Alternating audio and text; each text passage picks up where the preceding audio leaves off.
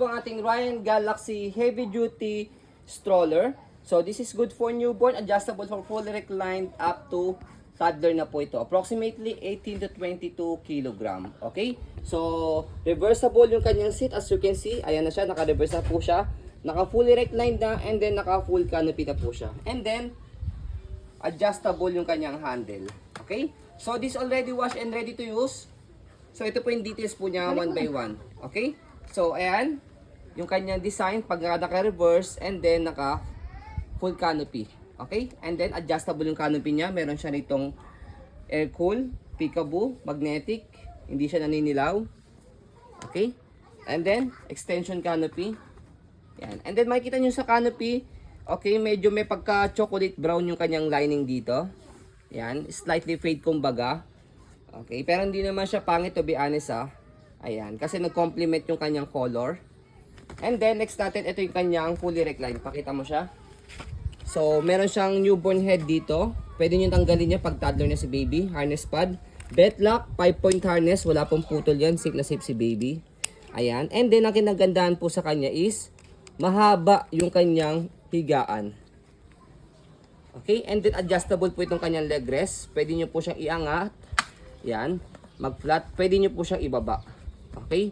So, toddler seat natin siya. Sa toddler seat niya, press nyo lang po dito.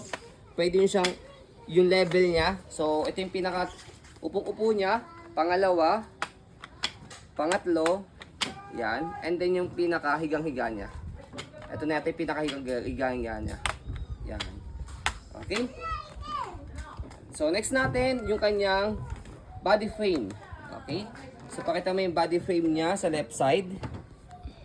So, this is pre-laba. Expect nyo na po minimal scratch.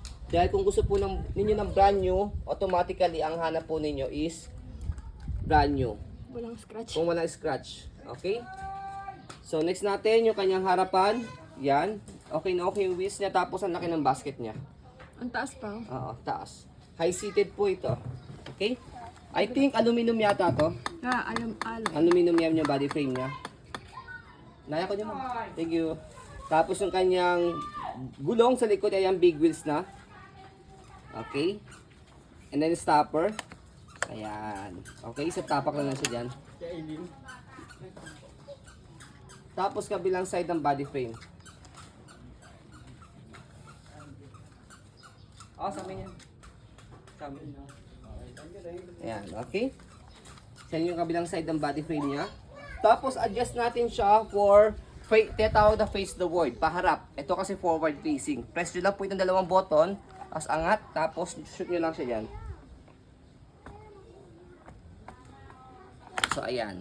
So ayan siya kapag naka forward facing or face the world.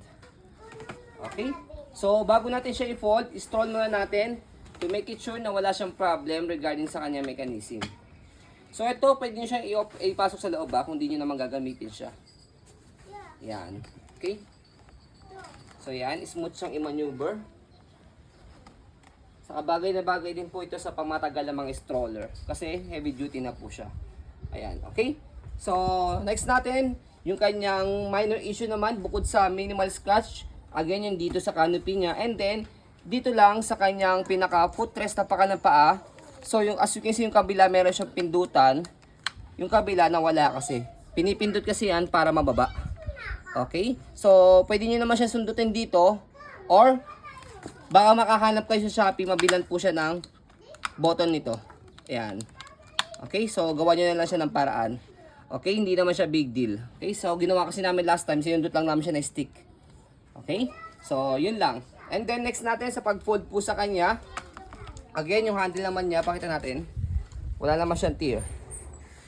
Maayos siya at malinis. Okay? So, sa pag-fold po sa kanya, yung handle niya, ayan, angat nyo muna siyang ganyan. Tapos, sa handle niya rito, ayan, dito, sa gilid. Press nyo po ito, tapos slide up nyo po siya, and then pull down. Ayan. So, kaya ako inangat yung handle niya para, pag finold nyo po siya, ayan. Pakita natin dito sa side, meron siyang lock. Ayan. Sumasabit yung kanyang gulong. Ayan, okay? Okay? So kapag pinod nyo siya yan, kinompress nyo po siya, baba na nga natin. Ayan, baba muna natin siya para mabilis. Ayan. Okay, so pwede siya pahigang ganyan kung lalagay nyo po sa sasakyan. Pero kung kakain kayo sa mga restaurant, ayan, pwede siyang patayong ganyan. Naka-stand yung kanyang handle.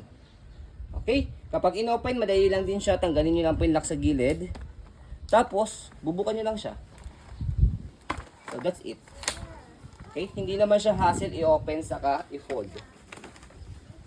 So yan po ang ating Ryan Gram Heavy Duty Stroller. As you can see, Ryan Galaxy. Very details po kami sa po pag video kasi aming shop policy, no refund, no exchange. What you see is what you get. So yun po, maraming salamat. Have a nice day and God bless po.